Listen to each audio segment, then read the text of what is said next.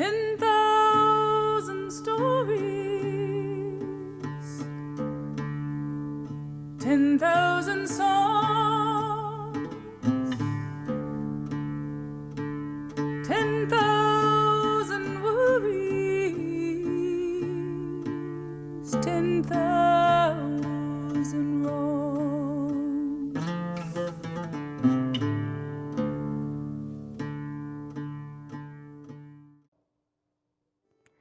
Hello, my name is Marcela Lorca, Artistic Director of 10,000 Things Theater.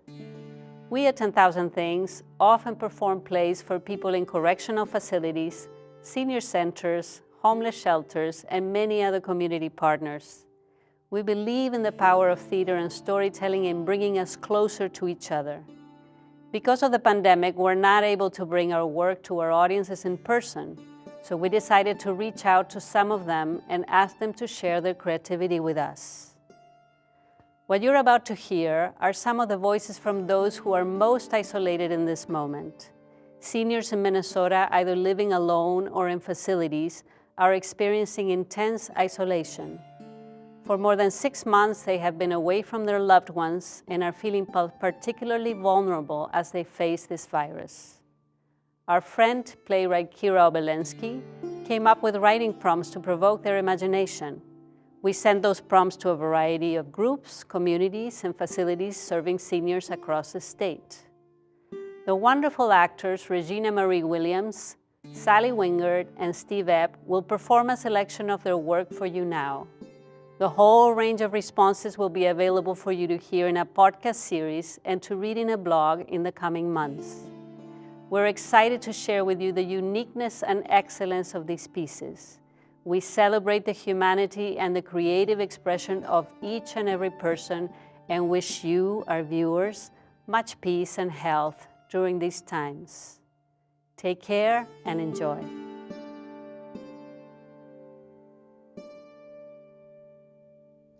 Williams, scene 2, take 1.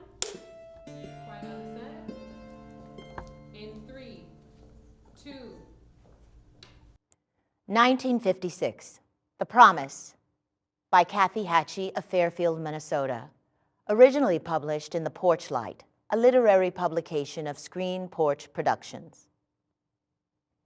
This is a story of how life continued for a father and his 6 children, ages 8 years to 18 months, after wife and mother died at 33 of cancer.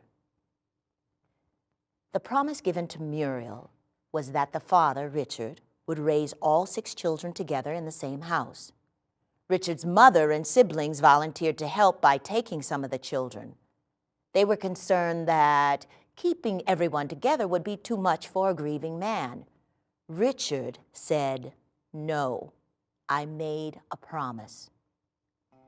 Muriel died the first day of September, and harvesting crops needed to be done. Richard continued to live with the children on the family farm in the Red River Valley between Ada and Lockhart to harvest. When harvesting was done, Richard moved himself and the children to his mother's house by Hill City. He and his brother logged and had a small dairy herd for income. As is often the case, mothers and children do not always agree on the raising of the children's children. Richard got a job with the mines near Grand Rapids, Minnesota, moved his children to a small house in Grand Rapids. The house was a 1-bedroom, 1-bath with a full basement and an entrance room.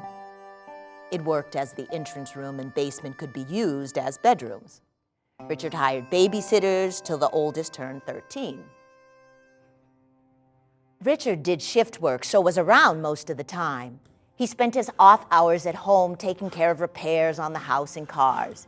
He added on to the house and redid the existing structure, so now there were 4 bedrooms with walk-in closets, plus living, dining room, remodeled kitchen, dining area, and a deck. He tripled the size of the house. He taught his 5 girls and 1 boy to sew, cook, change oil, chainsaw, hammer, garden, hunt, and clean. There was no division of jobs according to gender. He never differentiated gender roles. All were capable of learning to do anything, and by example, he showed it could be done. Rule number 1, homework was done as soon as one got home, then play. He sent us to a private Catholic school because he felt they would teach us right from wrong. To help pay for our tuition, each child had a job at the school. Rule 2, no talking at the dinner supper table. Rule 3, no name calling.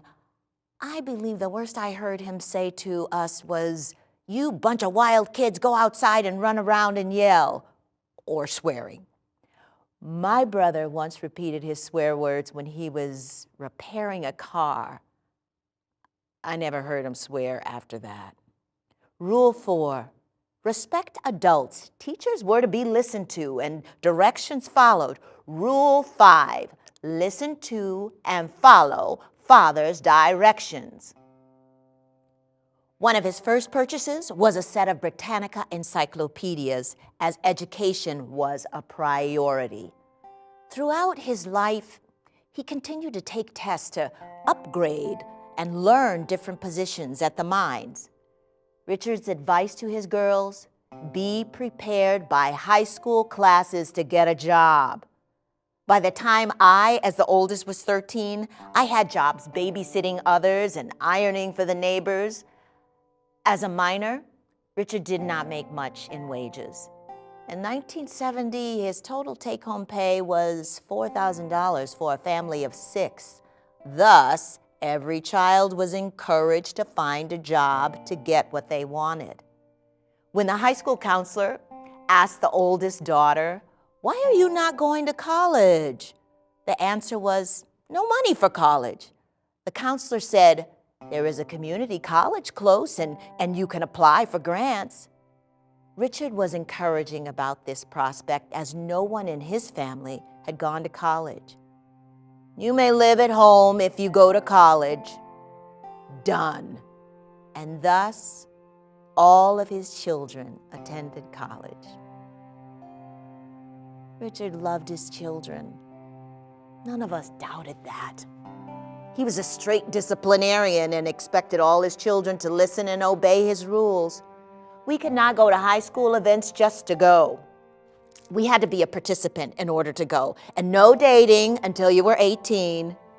Richard worried that we would all be taken away by social services if we did not toe the mark.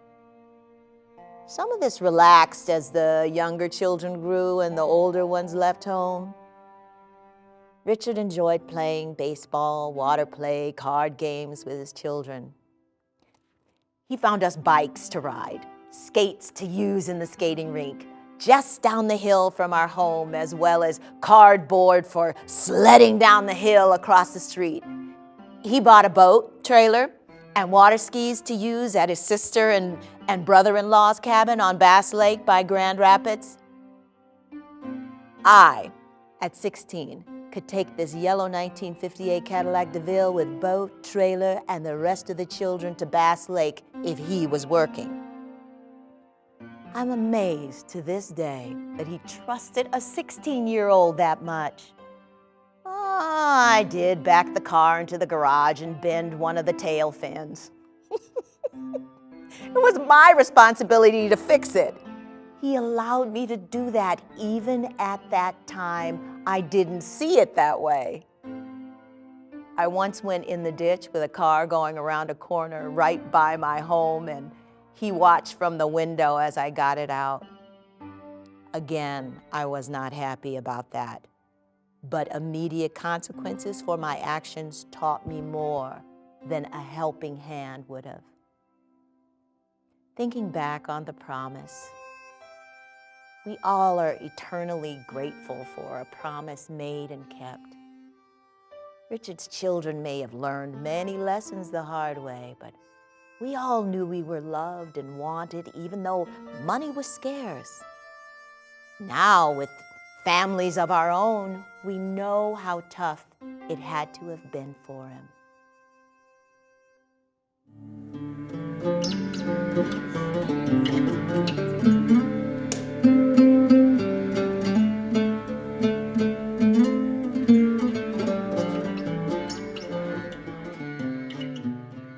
loving God prepared a child for heaven.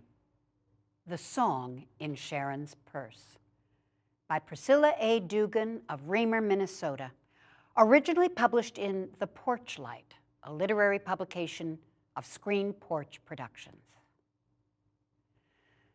My husband and I were pastoring a large church in South Dakota. It was 1969. We had 3 children, Sheila, almost 10, Shane, almost 7, and Sharon, age 5 years old. I was pregnant with baby number 4 due in October. We were planning a 2-week vacation before school started. Sharon would be starting kindergarten when we got back. I told her we would go shopping for school clothes. She calmly told me she wouldn't be going to school. I explained how everyone goes to school, but again, she calmly informed me she wouldn't be going to school. I let the issue drop to be discussed later. The Sunday before we left, Sharon ran around the church giddy with excitement, telling her adult friends goodbye and she wouldn't see them again. They explained she'd be gone only 2 weeks and then would be back. But she continued to run around the church saying goodbye. After the tornado, various folks told us other things she'd said that day. My mom is going to have a girl to take my place. They explained how the new baby wouldn't take her place, but she'd be the big sister. She also wondered out loud to another adult friend, I wonder what Christmas will be like in heaven. We had been learning a new song in church, and before we left on vacation, Sharon tucked a copy of it into her little purse and packed it with her stuff for the trip.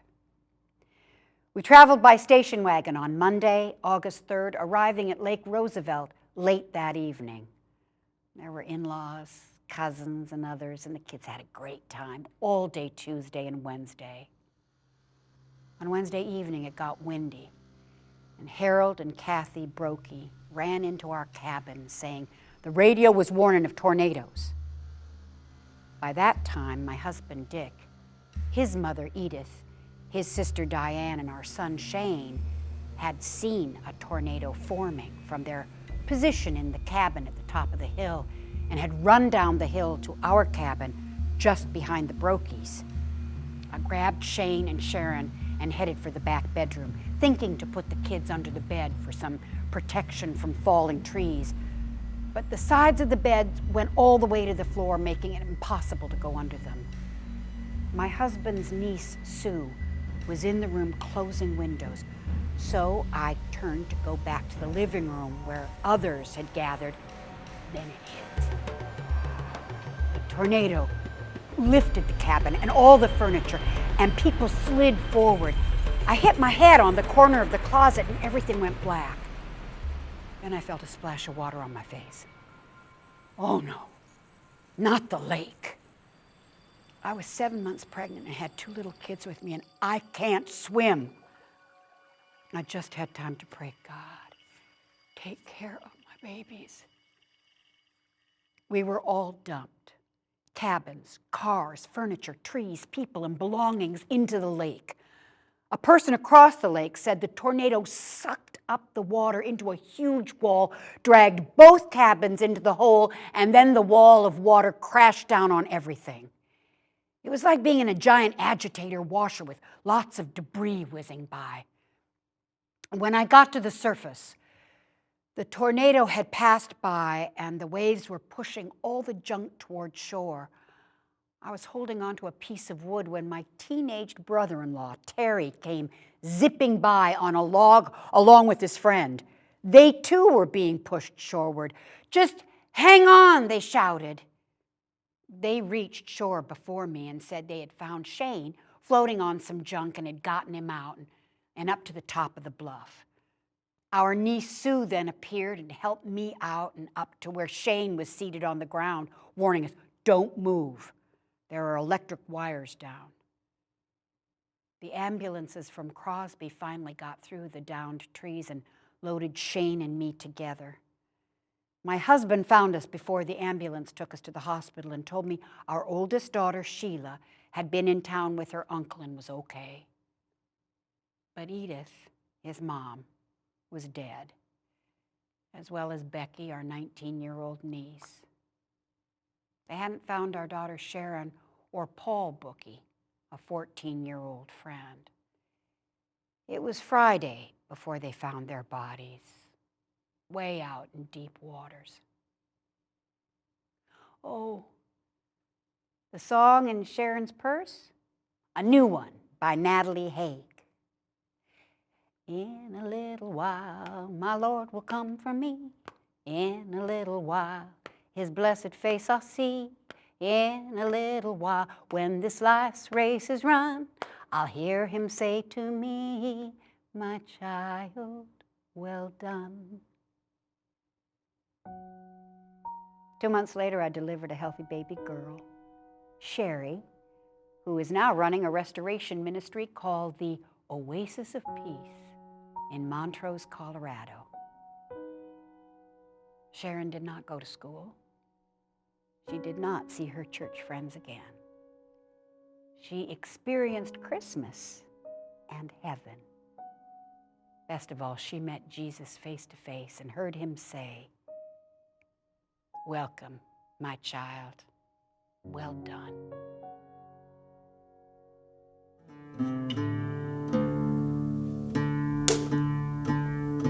Ten thousand faces, 10,000 words. Discovery and Dreams by Carol McClellan of Episcopal Homes, The Terrace at Iris Park, St. Paul, Minnesota. This moment is a surprise gift to me. Without thinking about it, I picked up a new brush, not a paint, the sealing brush, but an artist brush. Dipped it in water, then muddled it in the new orange and black pigments, and helped a butterfly leap onto the paper. I'm gobsmacked. Who knew that this person, who admittedly has an eye for color, could create in paint as well as words? My old eyes opened to a new possibility. In a trance of discovery now, I dream that I can do it again. Slowly, on a clean paper, the image of my big book of poems emerges from the watery paint, black cover just showing around the edges of the white pages. It looks empty, needs words. The paintbrush again.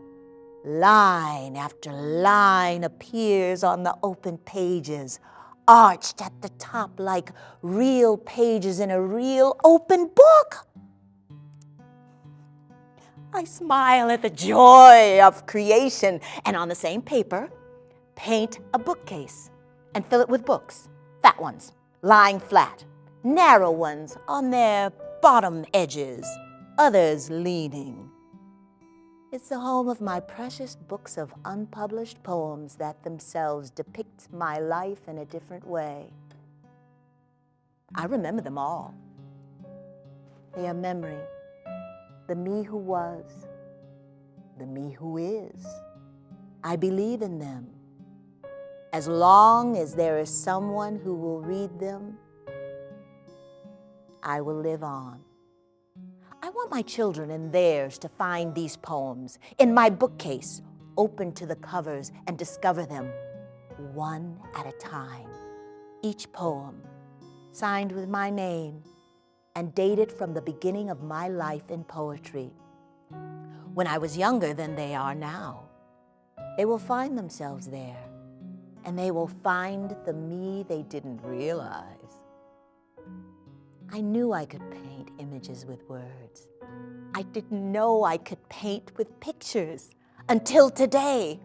Why did this happen? What shall I do with this gift?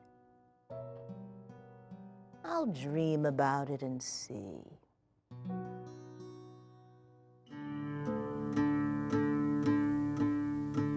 10,000 stories,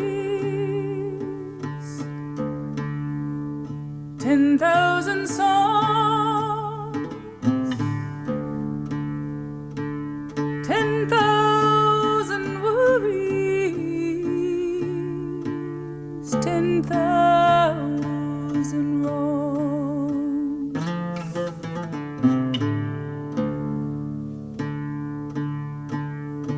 10,000 faces,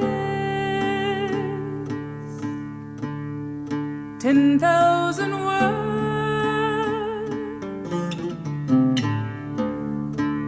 10,000 graces,